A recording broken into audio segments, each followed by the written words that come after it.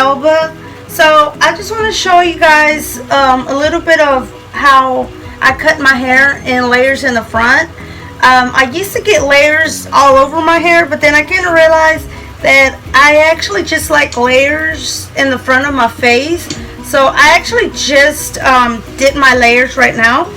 But I know a lot of times you guys get irritated with going to the salon and they end up cutting all your hair off. Well, that happened to me a year ago. So I decided to start cutting my own hair, and this is as long as it got, and actually just trim my ends.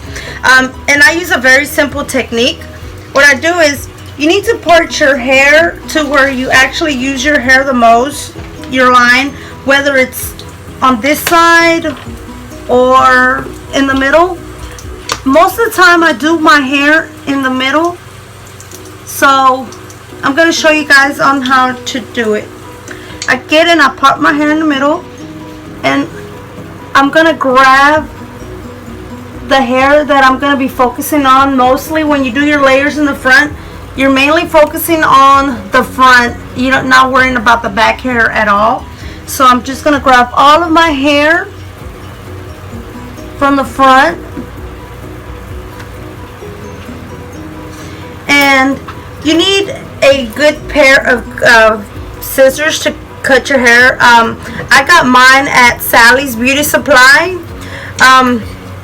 What damages your hair is some dead scissors, pretty much. If they're dull, they're going to damage your hair, and that's where you get the most split ends, and then your hair, it stops your hair from growing.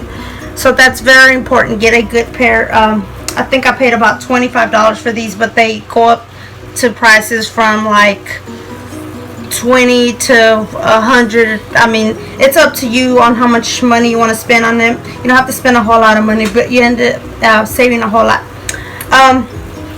Get a comb, and what I do is I get my hair right here in the middle,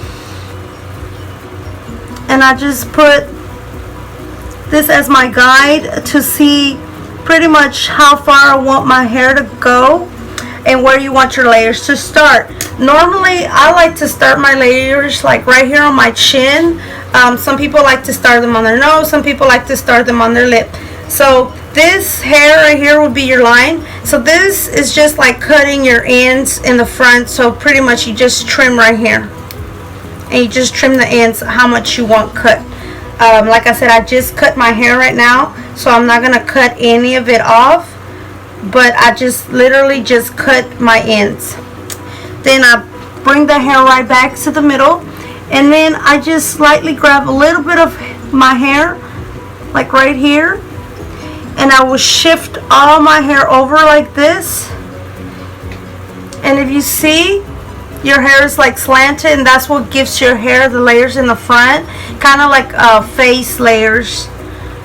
And then if I just wanted my ends cut, I will literally be cutting at an angle. So if you're like this, you will literally be cutting like this. And so if you just want your ends cut, if you want to keep the same shape, then you would just cut your ends right here.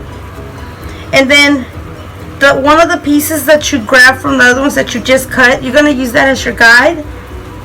And then you're going to get the rest of your hair right in the front, and it's going to go like this and slant it over, and then you're going to do the same technique and just cut it like this. And then you're going to do the same thing on the other side. Once you've got both sides cut, what you can do is, to make sure that you even them out, you part them like right here, right around your ear, and then you kind of just bring them in together just to check it out, to make sure. Once you blow dry it and everything, you'll really be able to see if they're even. And then you'll see right here to see if they slant in all together. It's always better to cut a little bit than too much, because you can't replace your hair back.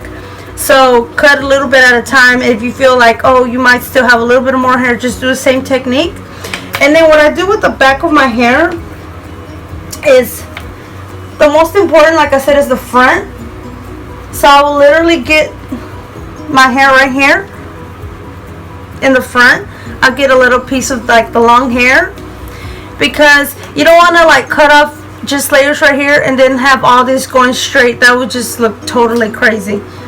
So you get a little bit of hair from the back. And then you're going to do the same technique.